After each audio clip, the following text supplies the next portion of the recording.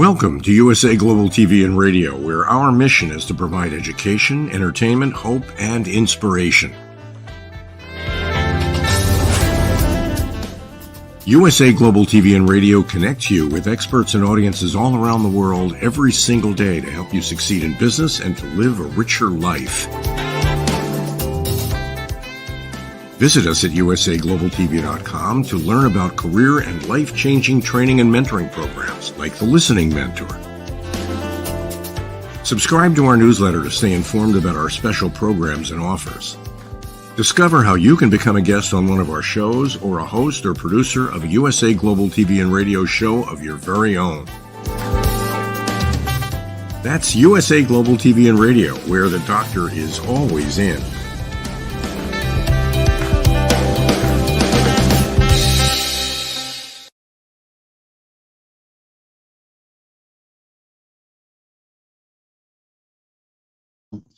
Today, we are on The Wise Ones on the USA Global TV and Radio Network.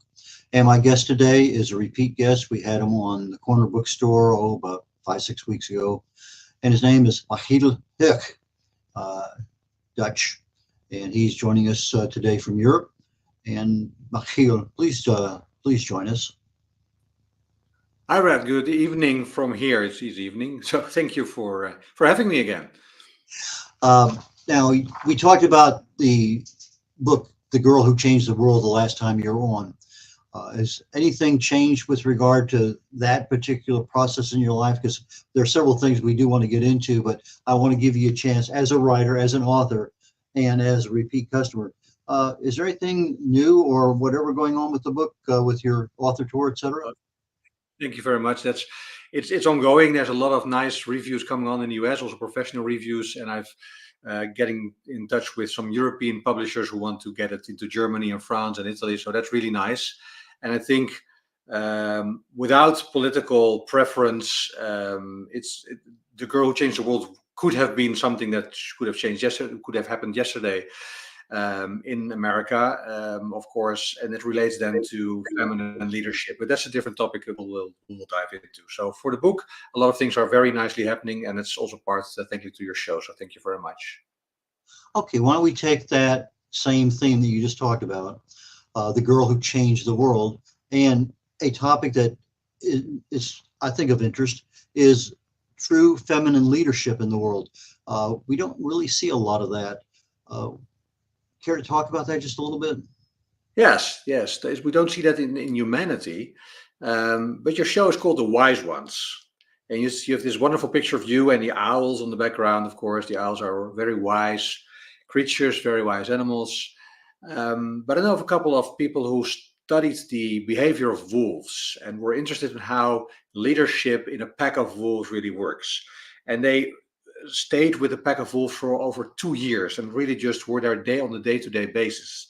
And what they learned is that we have a concept what we call the alpha male. We have that, of course, in many animal types and animal groups. We think the alpha male is the strong and aggressive male leader of the group. Well, they discovered in wolf packs that's quite different. The alpha male, of course, exists. The alpha male is the strong male, and he's on top of a type of hierarchy in terms of reproduction. But the alpha male takes care of the group and supports the security and the safety of the group. So he's there to keep everyone safe and keep everyone comfortable. And every decision, they found out, the wolves have a kind of communication system where when there's a certain situation or decision to be made in terms of, do we go out for hunting for prey, or do we change our hunting grounds, any type of decision like that is being brought on to a very small female wolf, and she's called the wise one, the decision maker. So she makes the decisions for the group because she is more than all the other alpha males capable of overseeing what's happening in the group, who is doing what. She is just actually the observer, taking everything in her and making the decisions, and the group adheres to that. And that's what, of course, you see with elephants. That's more like a matriarchy, but you see it in quite a lot of animal groups. And we have a type of interpretation or an image of animal groups, such like wolves and such like monkeys, where we have been pictured the element that there's the male leadership and it's the alpha male. But in fact, that's far from the actual truth how these groups of animals works. And I like the connotation with the wise one with your show. So that's Okay. And that, I guess we have that periodically in the world, but it's not continuous. I mean, I'm thinking here as you're speaking and trying to relate it to what do we have? One time ago we had Cleopatra, we've had Catherine the Great, we had Mary Queen of Scots, we had Queen Lilia Kalani from Hawaii. There's a lot of difference, and you can get into Israel and Britain and other places that sometimes a female leader rises to the top. But do you have some female leaders over time that you think are exceptionally good leaders and we're just not really giving them the credit for it? yes, especially because like these, for instance, female wolf would not be the most visible types. Of course, in the US, the presidency is the highest position in power. You rule the country, actually. You reign the country, especially if you have the Senate and all the government with you. So that's quite visible. But the invisible places is where we see in the world that a lot of women are reigning, or at least taking charge, or having a leadership role. But like you said, the icons that you mentioned, like Cleopatra and Mary Queen of Scots and some of the other ones, are quite, of course, well known, but rare. And we have been taught as a society that leadership is a male quality, that leadership is related to the male being. And that is kind of a sage that has been imprinted on us, whereas science and history has shown that, and I think the current situation in the world has shown that that is far from also maybe what we could call the truth, or what we would call the preferred situation. There have been many scientific studies, even recently, also Harvard Business Review and other quite well-known papers that show that if you compare women and men by their feminine and masculine qualities, the feminine qualities are much more supportive of getting a group, a company, an organization, or a country to a higher level, if you consider that level to be a combination of prosperity, economically, welfare for the people, of course, peace, a lot of factors that you would have to weigh in, rather than a single binary or just a single scale of measurement, like the gross national product, the economy, any types of other measurements that you would have. So the real science shows that feminine leadership, feminine qualities are much more in favor of leading a country or leading an organization, leading a group of people, the masculine qualities. And that, of course, is related to, we can get to the details of that, but certain elements that relate to feminine qualities. What is important here is that we have a tendency, of course, in the Western world to say we need equality. We had feminine movements, and we need the feminist movement, and we need to achieve a balance in terms of representation in our government and in boards of companies. So we're striving to get to 50-50. In that striving for that, in my perception, and it is not only my perception, but it's also backed by science, that we're not getting to the true feminine qualities, because the whole system that we have in place, our economy, our social system, our legal system, the way companies are measured and governed, and other organizations, are favoring the masculine qualities and disfavoring the feminine qualities. So by getting to equality, you would attract the women which are more in touch with masculine qualities, but are maybe sometimes adhering to that masculine qualities that the system likes to see, or the system selects upon. So you're getting still a masculine energy in boardrooms and in politics, because that's what you need to survive. Otherwise, you won't survive there. So it's more than getting to 50-50, we need a change of the whole system in terms of what does the system weigh on and what does the system want to see. And I'll just add one thing and then I'll stop talking on this topic for the moment. But if you look at yin and yang, those two energies which need to be in balance. Yang is the masculine energy and yin is the feminine energy. In the Eastern philosophy, yang is considered the bearer, so the basic, the foundation of the feminine energy, of yin energy. So masculine energy is the servant to the feminine energy, which is reproductive, which is creative, which makes new life. And of course, that keeps the whole circle rolling, the whole ball rolling. You need masculine energy in service of feminine energy. And I don't see any part in our society where that is the case. It's the opposite. Every part of our society, there is feminine energy and women that support the masculine energy, or at least are put in a position where they are supportive to that. And that's totally the other way around.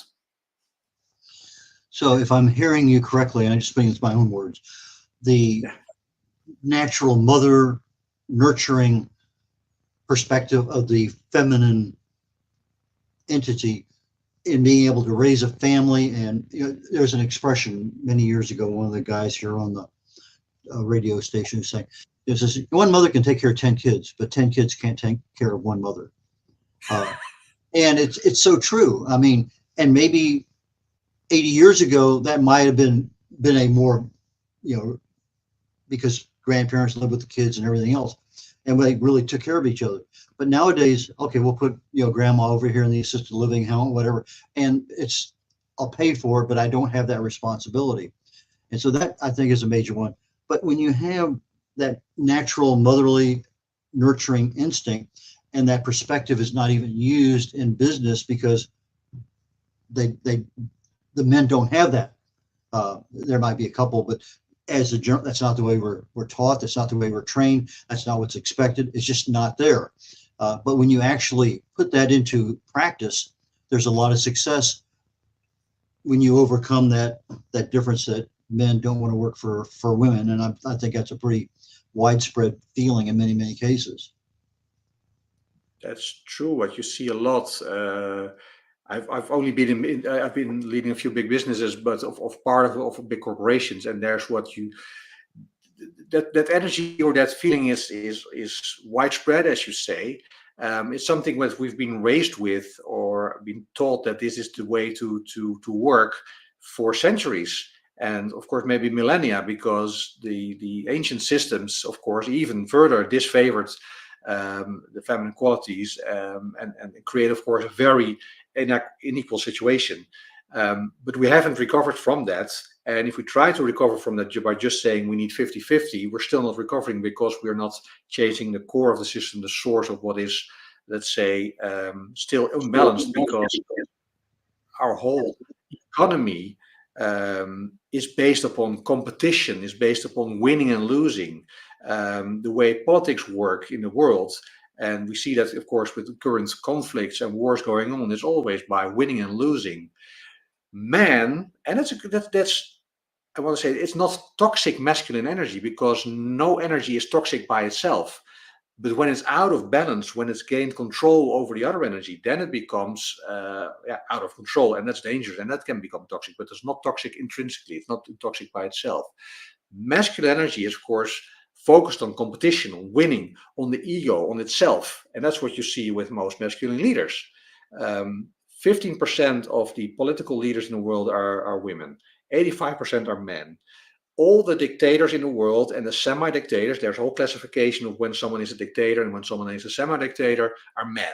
There's not one woman, and I thought once in history recently we had one woman maybe within it, but every other one part of them is masculine, is man.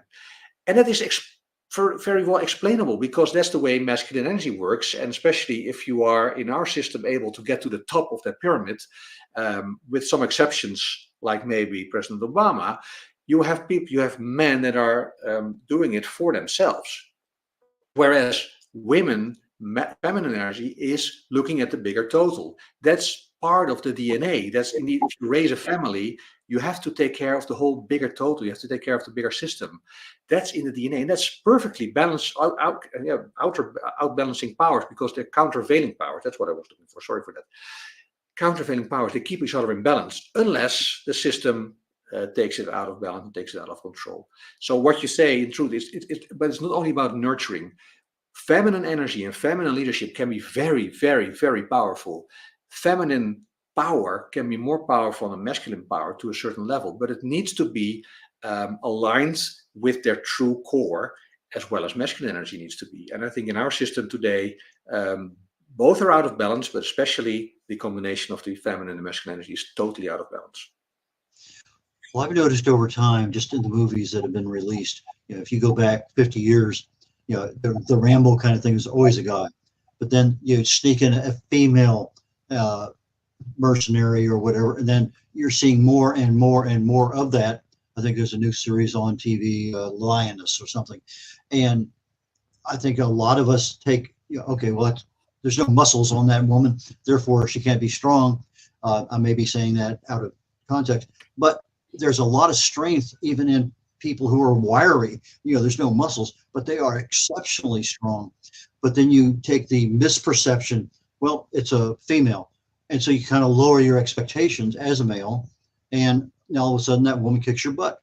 And so I'm seeing more and more of this butt kicking kind of thing occur with feminine leader. Well, feminine, I don't want to use the word mercenary or assassins or whatever, but let me just use a generic term, soldier, depending on how they're working in a business or governmental position.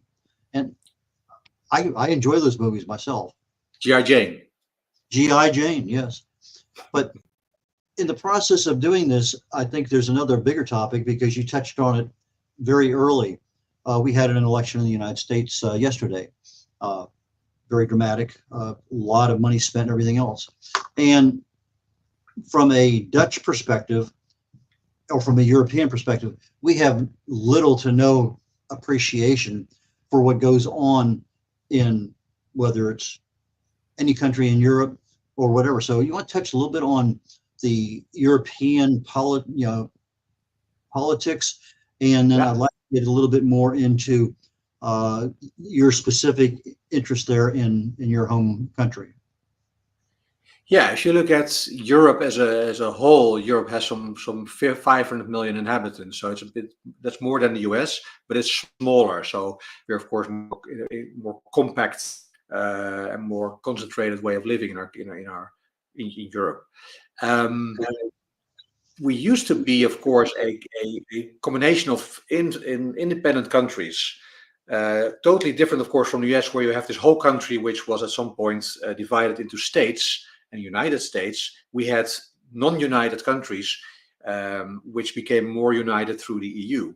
But we still have local politics, and each country has its own political and governmental system. And in not most countries, but in a lot of countries, and especially in the Netherlands and the Nordic countries, we have a history where we have a political system of many, many parties, which are representing just fractions or factions of society.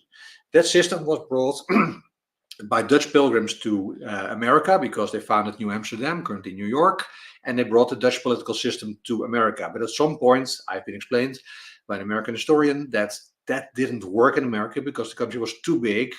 And this multi-party system is a system of consensus. You have to agree with each other what to do. Like in the pack of wolves, you have to agree, and there may be a wise one or a decision maker who makes a decision, but then the decision has to be for the benefit of the group.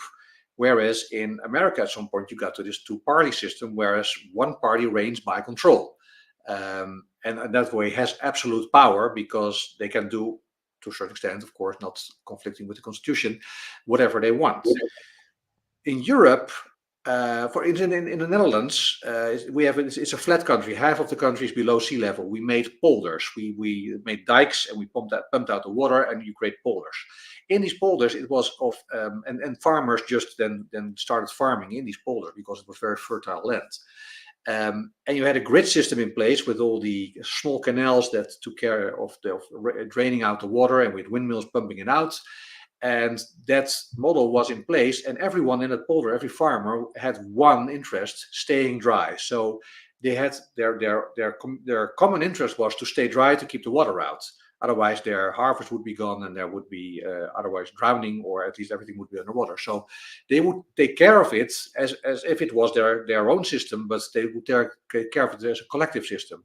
We call that the polder model, and we still have that in place in the Netherlands, where we think, where the interest is, we have to take everybody's interest serious, even if they're not represented by some party or some organization, and we have to take decisions which are in favor of the greater good, of the greater community, of everyone involved. And at some point, of course, you cannot always do that, but we take everyone into account, and that's of course a system which you can apply when there is prosperity, when there's peace. Of course, when there's war, you need a different decision system. But it worked very well in the Netherlands, and we brought even the grid plan of the polders to the street plan of New York, Manhattan, and of course in many other parts of the United States, where you see this rectangular grid.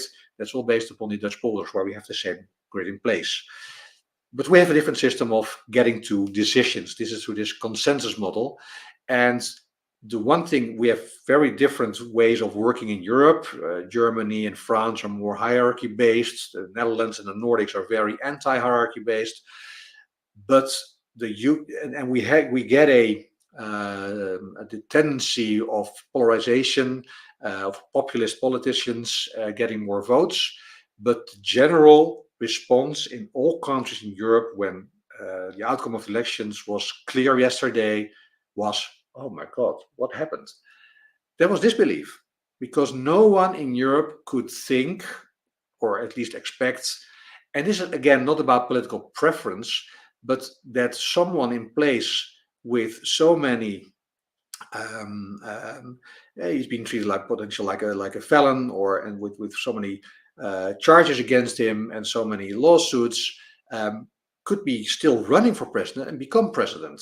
And of course, I know that the disbelief was there with roughly half the population in the US as well, less than half, because of course the majority voted for him, and that's democracy, to respect that.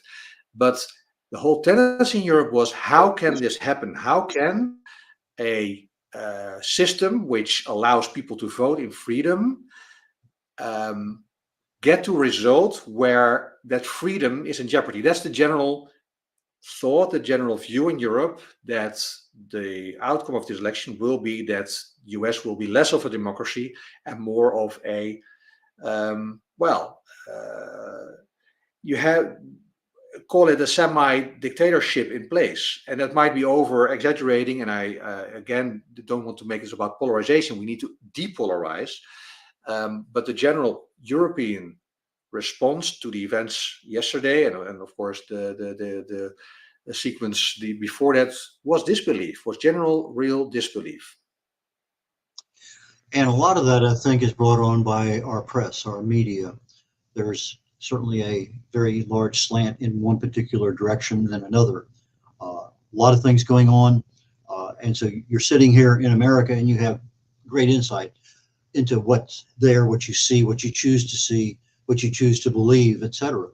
Now, in the Netherlands, you have what, 20 different political parties, and Correct, so yes. I don't know whether some are media darlings or media, villains with regard to the way their platforms are produced. I'm sure there's probably some plus and minusing in there, and follow the money and whoever knows what else. There's a lot of things there. So who do you believe? What do you believe? When do you believe it? That's all part of our I can't make you believe anything. You're going to believe what you want to believe. I mean, I think Caesar had a statement about that, and I think Bill O'Reilly. People believe what they want to believe. And so, he's a felon. Well, I don't think so. It doesn't matter. I'm not going to change anybody's mind, but I have my own opinion of whatever that situation is, and I'm going to act accordingly. And so the only thing I can do is become more aware, become educated, whatever. But it all falls back down into, are you better off today than you were 4 years ago, whatever. And so we see this constant flip-flopping of things over time. And I think a lot of it is brought on because that's the media perception that they want you to have. I'm sure Europe is the same way.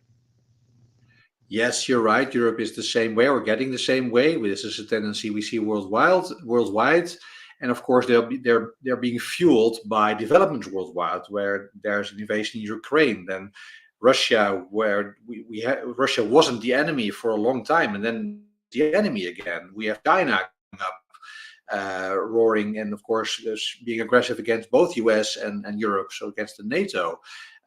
We have the Middle East, which is a large area of major conflict, and everyone loses. There's no winners, and that's bringing it back to this masculine level. The conflicts have been created and are being fought out on a masculine level. It's action, response, it's aggression, it's revenge, and it's created by the thought that you should not be weak, so you have to be revengeful, you have to take revenge, you have to take revenge actions, because otherwise you show that you're weak and then you'll be overpowered. You have to show that to your voters, if you have voters, if you're not a dictator. So you have to show that you're strong. That's this picture of this alpha male, which needs to be in control and show that he can take on the world, and he's the most powerful man in the whole pack. And that doesn't work in that way in nature, per se. But we have this concept in place. So if we want to solve, everyone's saying we want to solve this, we want to end this, but no, the way to end it is not, of course, by action, response, revenge, etc. So it only builds up. It builds up traumas for generations and generations, from different people, which cannot reconcile, cannot forgive each other because your father killed my father, and that goes on and on and on. So if you take it very abstract in that way, you look at this level of masculine energy fighting each other, and you need an overarching energy which is able to say, we should step over these differences and we should reunite and reconcile on a level where we both have the same interests. And that's, in my view, feminine energy, feminine leadership. Call it sisterhood. It's reconciling on a level where women understand each other in being part that they have given life to every soul on this planet, every human being on this planet. And why would you allow, if you have given birth to life, to a new life, why would you allow anyone to destroy that life? It takes almost a year to create new life, and it takes a millisecond to kill it. Why would a woman allow that to happen to any living soul? Of course, that's not in that energy, that's not in the DNA. So to get above this level of conflict, we need this overarching energy, and we need this movement which is able to reconcile. It's like the movement that was like in South Africa, when at some point they tried to reconcile black and white by saying, okay, this is the past, we let go of the past and we go only looking forward to the future. It didn't work out that well. Nelson Mandela did a great part in that. But of course, we still have the level of conflict, and that's partly fueled by the fact that it's a conflict-based, and it's conflict-based, ruled by masculine energy. That is worldwide the case. Clausewitz wrote a book on war in which he talks about war being a continuation of politics by other means. And when you look at a Israeli war, a Russian war, whatever you want to call it, whether it's the Boer War down in South Africa or Rwanda or whatever else, a lot of times diplomacy is skipped. I mean, it's just, okay, there's an advantage, let me take advantage of it. But when you really do have some level of diplomacy going back and forth, then you have, and in your particular case, that nurturing feeling of being, let's solve this thing without going to war, I think is a totally different perspective than, I get more tanks than you got, I can take this guy in 2 weeks and it's over with, nobody will remember it in 2 years. Yeah. And so the local politics, or everything's politics basically, but when you start looking at, well, was there anything really negotiated between Russia and Crimea, 10 years ago? No. Was there anything really negotiated between Russia and whatever, or Hamas and Israel, or, pick your war, doesn't matter where it's at. Most of the time, no. Yeah. So I think Clausewitz it's one of the books I had to read when I was in the military, and it's kind of interesting in many. I mean, a lot of books you had to read in the military. Peloponnesian Wars is probably one of the most interesting of all, but the one on war with Clausewitz was I'm going to say it was something you couldn't read lightly. You really had to pay attention to what was going on. But that was there's a whole lot of stuff in there. But war is an extension of politics, or another by other means, and it makes a lot of sense. If I could solve it, and is a masculine perspective something that they don't want to take the extra time to solve? I don't know. Maybe that's a way of looking. It's never that black and white, of course. That's totally true as well. And if you're talking about roles of the media, of course, media sometimes they are ruled or are controlled by people in charge who use the media as an outlet for their own benefit. And there's a lot, of course, independent media who look at it on a different way from all points of view, of course, from the left, from the right, from the Democratic, from the Republican point of view. That's good and fair. But what you see as a tendency everywhere is the polarization. It's the element of being with us or against us. That's what Bush Jr. introduced, of course. You either with us or against us. There's no in between. So you have to make a choice, and it's binary. It's yes or no. There's no yes but or no but. It's really 1 or 0. And that is in today's policy, like from a European point of view, if you have Republicans and Democrats, that feels a bit the same. You're either this or that. Where is the common ground? As said, leaders in the animal kingdom, but also leaders, let's say, more ancient societies in mankind, thousands of years ago, reigned by looking for the common ground. So not taking a decision from one end, but collaborating.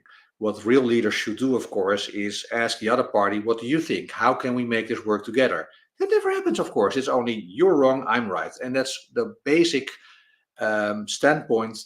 It's taken everywhere in the world, especially in conflict situations or in binary political situations.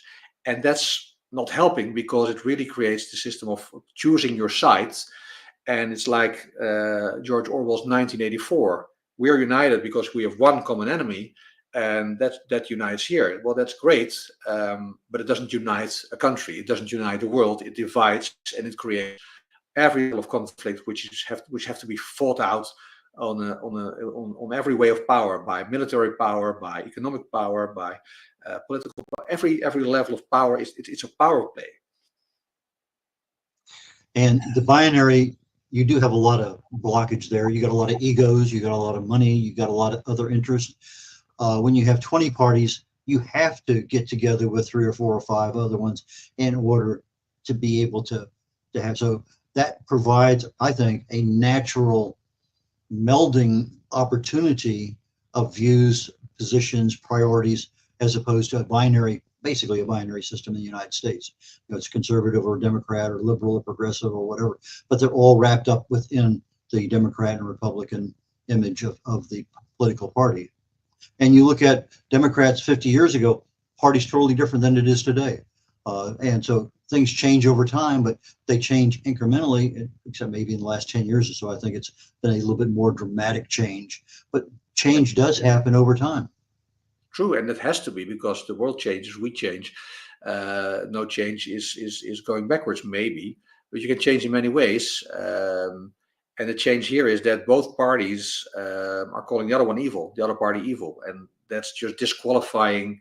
No matter what you disagree, and of course we can have very straight barriers saying, okay, if you're dealing with actions that conflict with the Constitution or with the Universal Declaration of Human Rights, then you're not humane, and then you should not be in power or in office. But there's, of course, a whole level of fields and colors in between. And by calling the other party evil, it's always the case, if you point to someone else, there's 3 fingers pointing your way. You're not doing anything in this discussion in favor. You have to always look for the common ground.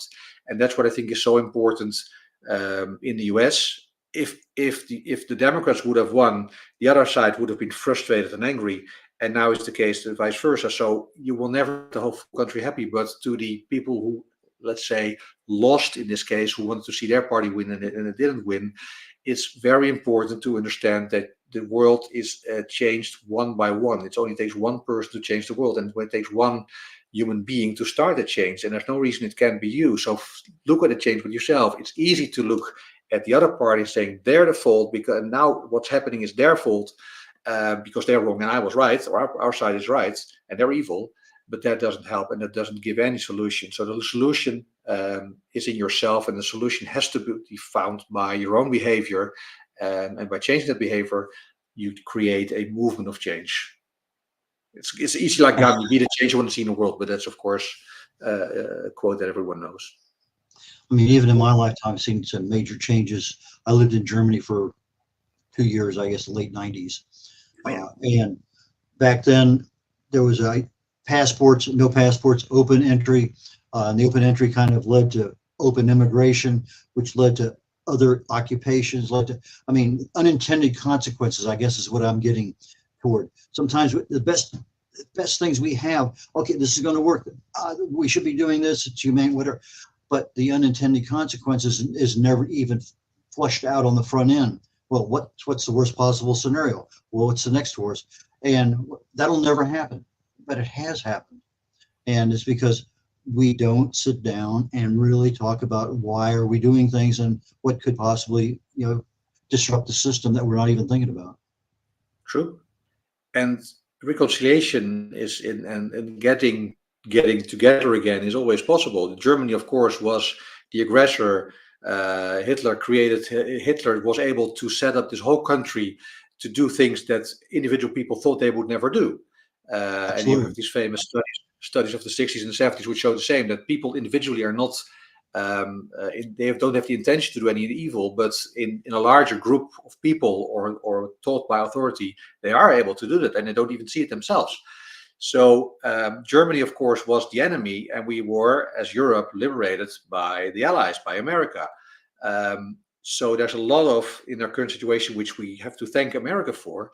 And at some point, of course, quite quickly after the war, a large part of Europe reconciled with Germany again. Germany is now, of course, it's the biggest country in Europe, the biggest economy still.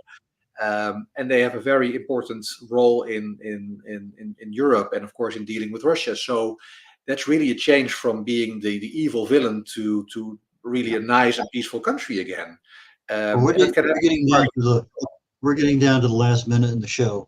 How do people get in touch with you, Machiel? Easiest is just my website, machielhoek.com, or my email, machiel.hoek@gmail.com. If you type in my book name, you find it on Amazon, and everywhere there's my contact details in my ebook and everything. Just type in my name and you'll find me.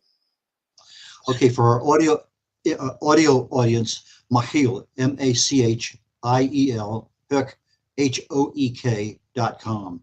So machiel.hoek@gmail, or the website machielhoek.com. So it's MachielHoek.com.